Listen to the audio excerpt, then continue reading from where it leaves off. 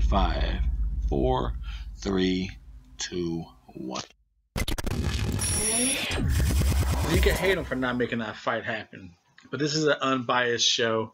We talk boxing. If it is just some missed details, the Double RT Boxing Show, Mr. A is here to help you, because that's what we do. We talk that boxing, spit that fire on the internet, dragging on the net, hashtag dragging on the net. You know, follow me on at Twitter at RRTB Show. Double RT, the Double RT, the Double RT Boxing Show with Mr. A.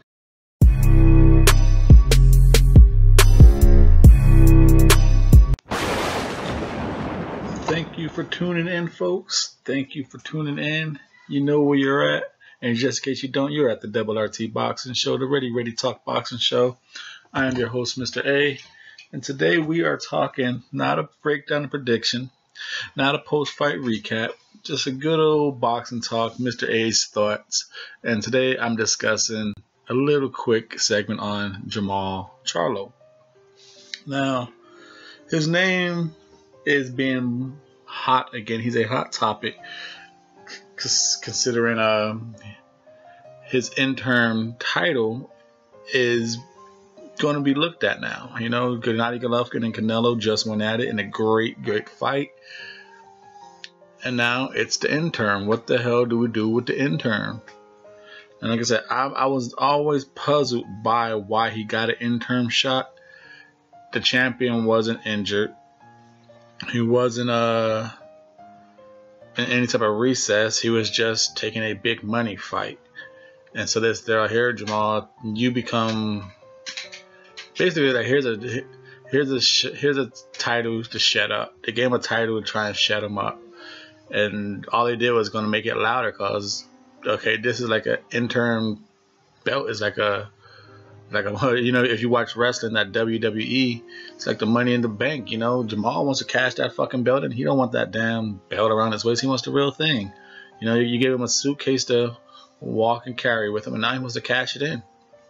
Now, when is the WBC gonna allow him to cash it in? And then that's where my discussion comes in, because again, it's like the WWE, but it's not the WWE. He can't just cash it in when he wants to. And I am okay with that, because to be honest, I don't think he's even defended that interim belt. Let's check that out. And I am here, and I've been saying it for the longest time on the WRT Boxing Show. I'm one for all belts. I love the Intercontinental belt. I love the fucking IBF East and West belt. I love all those belts. But I do feel that a person, especially the regular champions, like the WBA regulars and the interns, I do believe they should at least make a defense of that belt, maybe 1 or 2 defense, and then take on the champion. So as we go here, we're gonna look to see exactly where is. Well, we know Charlo is high up there. We know that. And I'm looking to see. I'm pretty sure the answer is no, but I just want to make sure. I think him and Hugo Santana were the interim belt bout. So let's see. Yes. Him and Centennial Jr. was the interim belt. He has not fought since April. We are 5 months later, and we have Jaime Munguia making 2 title defenses in 4 months. But yet here is Charlo, who knocked out Centennial in the 2nd round, took no damage, and it's going on 5 months, and he's not even been talked about a fight. So part of me don't feel sorry for him. The dude needs to be active. You knocked this dude out in the 2nd round and took no damage. And you just, you know, everyone wants to see him fight Triple G. Everyone wants to see him fight Canelo. I do. But honestly, I don't think he deserves it. I know his interim belt. People gonna think I'm fucking crazy. Mr. A, you don't know what you're talking about. But he needs to defend that belt to show he is, yes, he's a former champion at 154. And what did he do? He defended that belt. You know?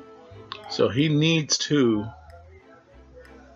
defend this interim, show that you are championship worthy material in the super middleweights. I mean the middleweights.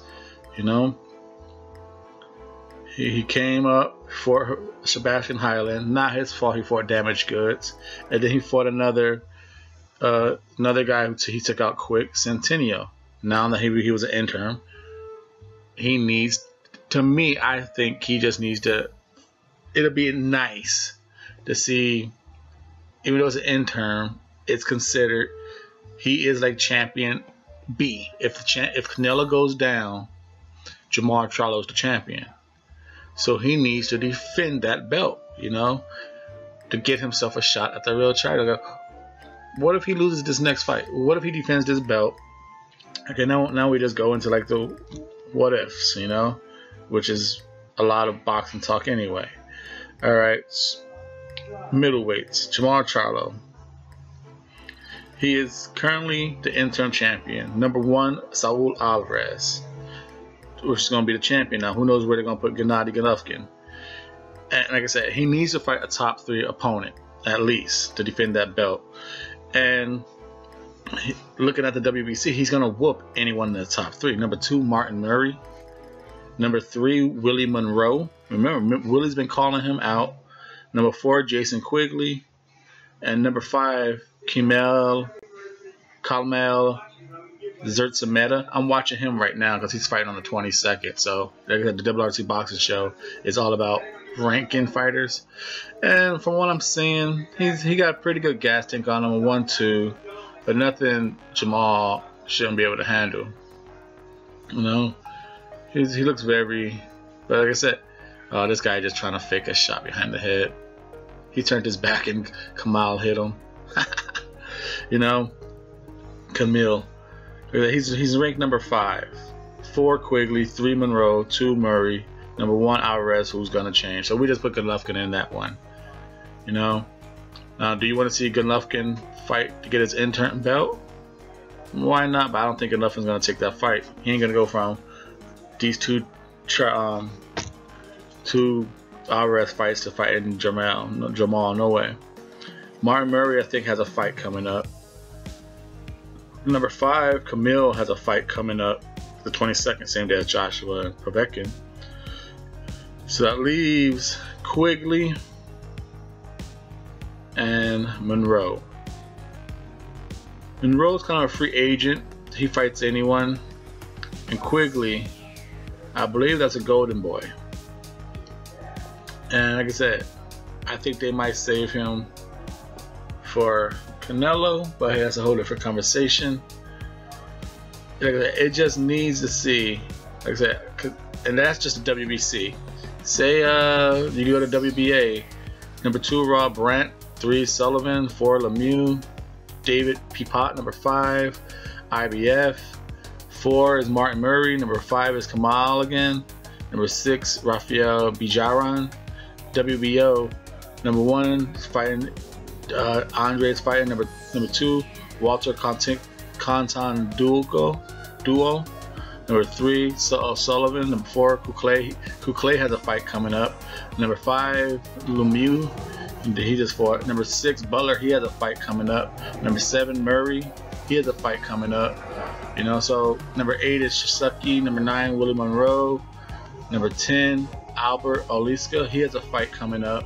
You know, so these names, no one in the States is gonna know them. So Charlo's gonna have to just beat someone and say, "Fuck it, dude. I'm doing my job. I'm being a high-ranked fighter. I'm defending my belt. Bring on fucking Canelo." You know, that's just my point of view. That's Mr. A's discussion on Jamal Charlo. As good as he is, as much as I like seeing him fight, I gotta keep it fair, because I've been saying this ever since I started the show.